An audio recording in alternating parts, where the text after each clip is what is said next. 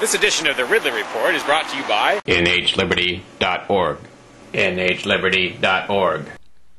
Dave Ridley here, signing in for RidleyReport.com this April 1st, 2007. Did the Department of Safety play an early April Fool's joke on New Hampshire privacy activists? Well, they certainly treated the privacy-killing Department of Homeland Security with more deference than many of us would have liked. As many of you may recall, in late March, New Hampshire's government came to a compromise of sorts with Skeletor and his creepy Department of Homeland Security. This after months of tension over the controversial Real ID Act. New Hampshire passed a law last year forbidding it from implementing the de facto national identity card, and in retaliation, Washington had threatened to hassle air travelers from New Hampshire. Certainly, I think we performed very well. A letter from Department of Safety official Earl Sweeney apparently ended the standoff. The letter touted 9 different measures New Hampshire bureaucrats are taking or have taken to allegedly improve security surrounding the New Hampshire driver's license. Look at the video description on this clip for a link to the full letter. What I found disturbing most was the title, though, of the file as mailed to me by Sweeney.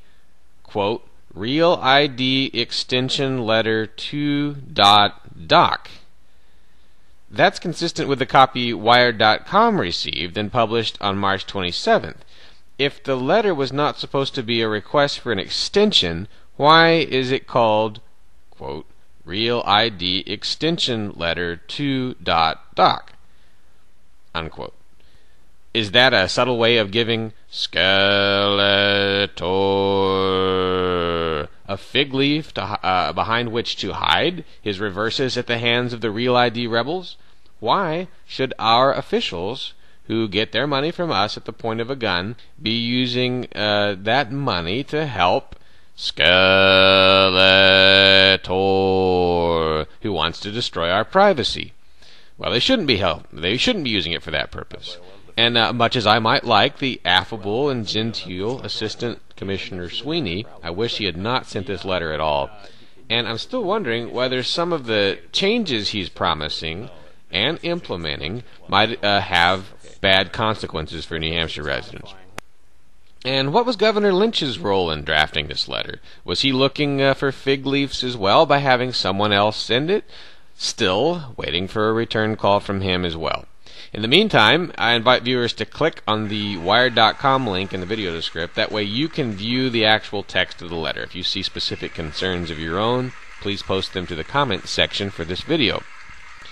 We'll all have to keep our periscopes turning and our love of freedom burning as we continue to monitor the Real ID shenanigans, which are sure to continue unabated despite the alleged resolution of the latest standoff. This is Dave Ridley from RidleyReport.com, about to sign off, but first... This edition of the Ridley Report is brought to you by the New Hampshire Liberty Alliance at NHLiberty.org. Now, if you were to go over to the State House in New Hampshire and say, NHLiberty.org, well, lots and lots of NHLiberty.org members would hear you because they're all over the place at the State House. You can't swing a fist without hitting one of them. I hope you'll join them at NHLiberty.org. Or maybe I should say, I hope you'll join us because I am a member. NHLiberty.org. NHLiberty.org.